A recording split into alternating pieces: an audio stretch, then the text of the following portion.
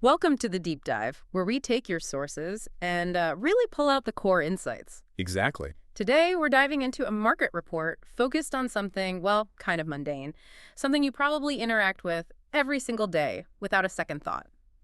Reclosable films. That's right. Yeah, we've got this detailed report here from Cognitive Market Research. It looks at the global market for these films, everything from their current size right through to future trends. Okay, so our mission today is to dig into this report, understand the forces shaping this seemingly simple industry, and figure out why it's actually projected for some pretty significant growth. Let's see what your source reveals. Okay, so first off, what exactly are reclosable films? I mean, we're talking about those flexible plastic films, often made from materials like polyester, polypropylene, polyethylene, Right. used in packaging across loads of industries. Yeah. Their key feature, of course, is that multi-align closing thing. It lets you open the package and then seal it back up again easily. Okay, so think of like the bag of shredded cheese you bought, or the deli meat container, those resealable snack bags, basically the everyday stuff. Exactly. So how big is this global market right now, according to the report?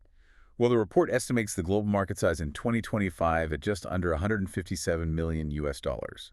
$156.94 million to be precise. Got it. 157 million. And where is it heading? What's the forecast look like? It's projected to grow quite substantially, actually, Yeah. reaching over $250 million by 2033.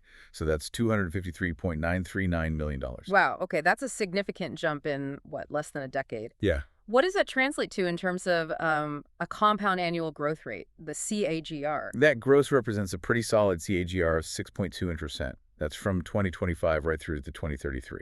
Okay, so a healthy growth trajectory then. But, like, why is this happening? What forces are pushing this market forward beyond just, general packaging needs? Right. The report points to a few major dynamics at play here. I mean, one of the strongest drivers is just the increasing demand for packaging from huge sectors like food and beverage. That's kind of a baseline. Sure. But digging a bit deeper, there are several trends specifically boosting the reclosable aspect of these films. Right. Here's where it gets really interesting, I think. What are those key drivers and trends making resealable packaging so sought after right now? Well, a big one is the growing environmental consciousness. You see it everywhere. Yeah. Consumers are demanding more reusable options, more eco-friendly packaging, and this puts pressure, real pressure, on manufacturers to produce films from recyclable or maybe even biodegradable materials. It directly impacts their production methods, their material choices, So that whole sustainability push is hitting even these thin films. Makes sense. What else is driving demand? There's also a much bigger focus now on health and well-being. People want convenient, healthy snacks, food they can grab on the go, and they need it to stay fresh after opening. Resealable packaging is, well, perfect for this. It prolongs the shelf life, helps preserve nutrients and flavor, and can even help with portion control. That makes total sense. I mean, nobody wants stale chips or, wilted spinach just because they open the package once. Exactly. And it helps with food safety too, right? Hygiene, keeping things sealed up. Precisely. And the report also ties growth to just the rising development of major retail businesses worldwide. That simply increases the overall need for effective, user-friendly packaging solutions on a massive scale. Okay, so beyond those drivers, what about key trends shaping the industry itself? Continuous R&D is a major trend. Companies are always working on creating novel, better-performing, reclosable films.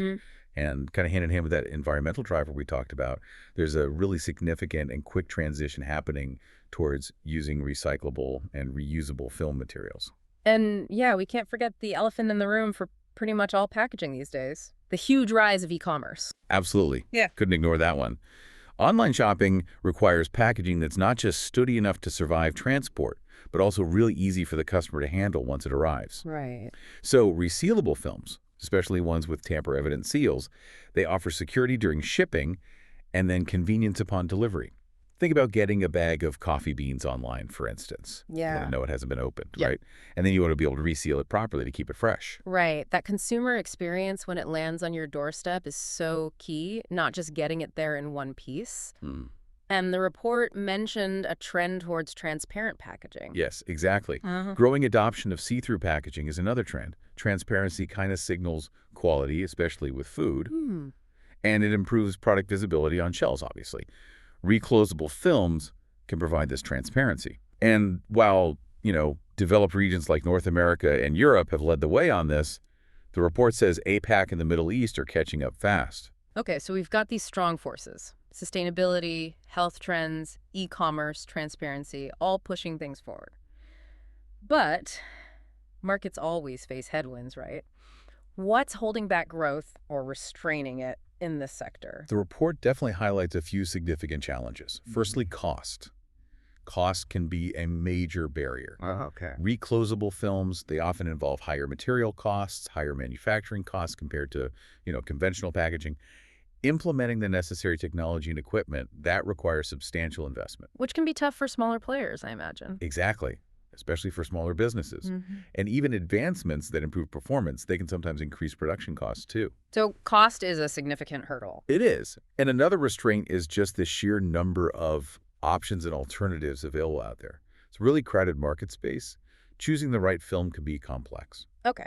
And looping back to the environmental side, even with recyclable options, disposal is still a concern for plastic films generally, isn't it? It absolutely is. The end-of-life disposal of these films, it presents ongoing environmental issues that the industry is, frankly, still grappling with. Okay. Let's maybe break down the market by its different segments then. See where the real action is happening. Starting with materials, what types of films are dominating and which are growing fastest? Okay. By material type, polyethylene, or PE, is expected to hold the largest market share. You find it everywhere, really. Flexible packaging for food, pharmaceuticals, personal care. Right. Its dominance comes down to its flexibility, excellent heat-sealing properties, and good moisture resistance. This aligns really well with what consumers want. Lightweight and convenient packaging.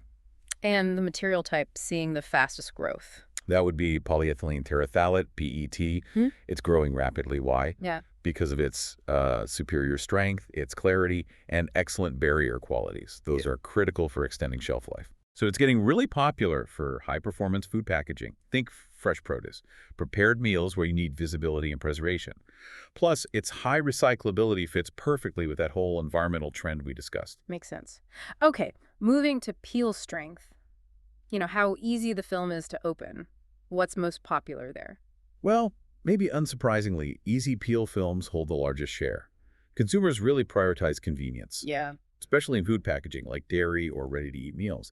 They want packaging that opens easily, without a struggle, but still seals effectively enough to keep things fresh. And the fastest growth in peel strength? Medium peel films are expanding rapidly. This kind of indicates a move towards applications where you need a bit more of a balance. Still easy enough to open, but requiring a more secure seal. Ah, okay. Like for what? You see this in pharmaceuticals, medical devices, and certain high-barrier food products, where product integrity is absolutely paramount, but accessibility is still important. This is often driven by, needs for longer shelf life and also specific regulatory requirements. Gotcha. How about packaging type? Are we talking trays, pouches, bags? What's leading? Trays currently hold the largest share. This ties right back into the food industry's need for sustainable, easy-to-use solutions, especially for things like fresh produce, deli items, ready-to-eat meals where extending shelf life is really crucial. Okay. Advances in resealability tech and also consumer preferences for portion control are really fueling that tray usage. And the fastest growing packaging type then? That's pouches and bags. They're expanding rapidly. They're popular just because they're lightweight and flexible, used across personal care, food, pharma. Right. And reclosable features, they just enhance their utility significantly, offering moisture resistance, secure sealing for things like pet food, frozen goods, snacks. Innovations in adhesives and zipper closures are really key here. Okay, let's talk thickness. We're dealing with microns here, pretty thin stuff. What thickness dominates the market? Films up to 100 microns hold the largest share. And for context, 100 microns is roughly the thickness of a human hair. So pretty thin. Wow. This segment's dominant because it meets that need for affordable, flexible, lightweight packaging, especially in food and beverage applications. Baked goods, dairy, vegetables, where excellent sealing qualities are needed for freshness. And growth in thicker films? Is that happening? Yes, the 100 to 200 micron segment is expanding rapidly. These offer increased strength, more resilience, basically providing more robust packaging. So for tougher jobs. Exactly. They're popular in industrial applications, frozen foods, pharmaceuticals, anywhere the packaging needs to withstand more stress, moisture, temperature changes. And the growth of e-commerce, needing packaging resistant to rips and tears during shipping, that's a major driver for these thicker films too. Makes sense. Finally, for segmentation, let's look at the end user. Who is using these films the most? The food and beverages sector holds, by far, the largest market share. It's almost a direct result of that consumer demand for convenient, eco-friendly packaging that keeps food fresh longer, extends shelf life, and helps reduce waste, especially for ready-to-eat meals, snacks, frozen foods. Also, strict food safety laws and the growth of food e-commerce increase the need for reliable, high-barrier reclosable films in this sector. And which end user sector is seeing the fastest growth rate? That would be pharmaceuticals. It's expanding rapidly. This is really driven by the critical need for tamper-evident, user-friendly, and safe packaging for medications and medical equipment. Okay. Think about it. An aging population, the rise of chronic illnesses, that increases the need for flexible, resealable packaging that offers both protection and convenience for patients managing prescriptions at home. Companies are investing heavily in high-performance films for barrier qualities and shelf life in this very demanding sector. Okay, that gives us a really clear picture of the segments driving growth. Now let's zoom out a bit. Looking globally, which regions are leading this market and where's the growth happening fastest? So North America currently dominates. It accounts for over 40% of the global revenue. It's, a mature packaging market, big focus on sustainability and convenience. Right. Within North America, the U.S. holds the largest share, significantly driven by the use of flexible lidding. That peel-off film on trays of meat or cheese we mentioned. Right. And after North America, who's number 2? Europe holds a strong second position, over 30% of global revenue. Countries like the UK and Germany are key players there, showing strong demand linked to those eco-friendly options and convenient food packaging. Across the continent, the growth trajectory looks healthy. But where is the fastest growth projected? That's Asia-Pacific, or APAC. It's expected to be the fastest-growing region globally. The report projects an impressive 8.4% CAGR from 2025 to 2033. Wow, 8.4%. Yeah, this region holds around 23% of the current market share, but it's accelerating rapidly. This is fueled by things like changing lifestyles, rapid urbanization, and just a booming e-commerce industry. Right. Countries like China and India are major engines of this growth, driven by rising disposable incomes and the increasing need for convenient packaging. India specifically shows a really standout high CAGR within the region. So we're expecting a pretty significant shift in market share towards APAC over the next decade then. Looks like it, yeah. How do the other regions compare? South America, Middle East, Africa? Well, South America accounts for a smaller share, maybe around 5% of global revenue, but it shows a healthy growth rate, driven by needs across food, cosmetics, personal care products. The Middle East is similar in size, about 2% of global revenue, but also exhibits strong growth, linked to rising demand for fresh, convenient, ready-to-eat food options. Okay.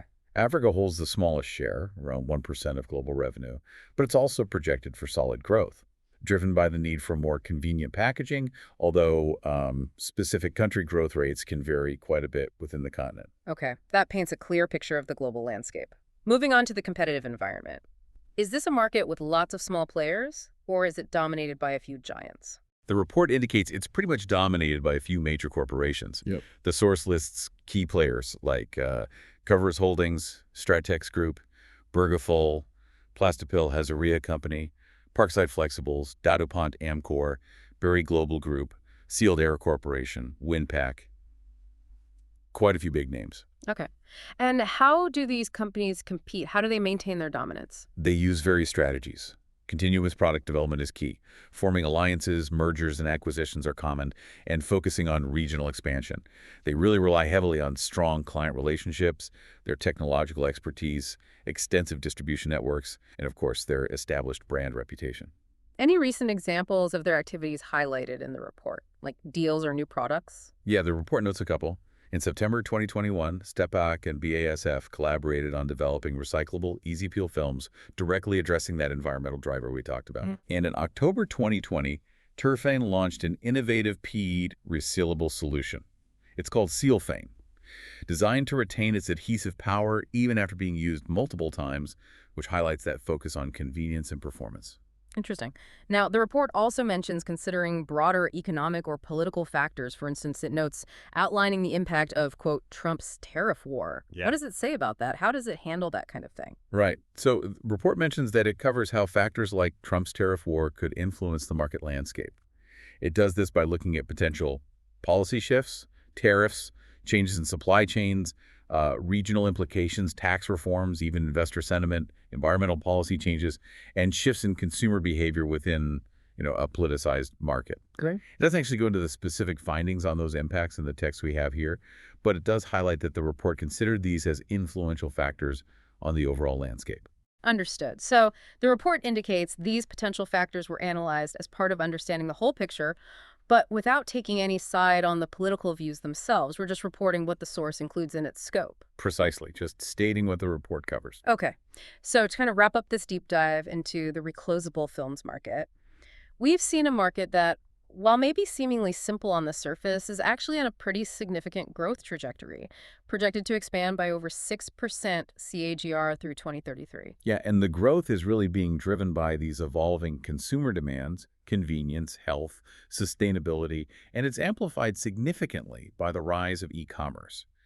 This is pushing innovation in materials like PAT and packaging types like pouches, even while familiar formats like trays and easy peel films continue to dominate. And while North America currently holds the biggest slice of the pie, that explosive growth forecast for Asia Pacific really signals a major shift coming in the global landscape, fueled by urbanization and changing lifestyles over there.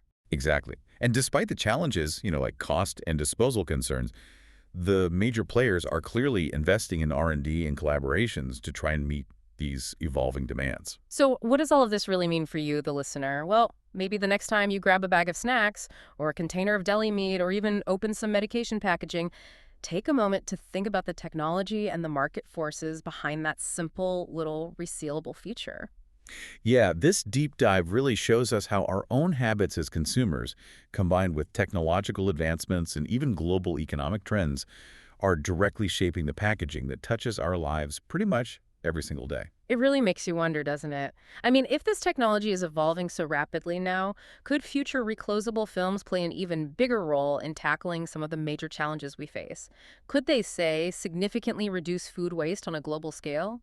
Or maybe make complex medical regimens much easier and safer to manage at home, especially for an aging population? It's definitely something to chew on.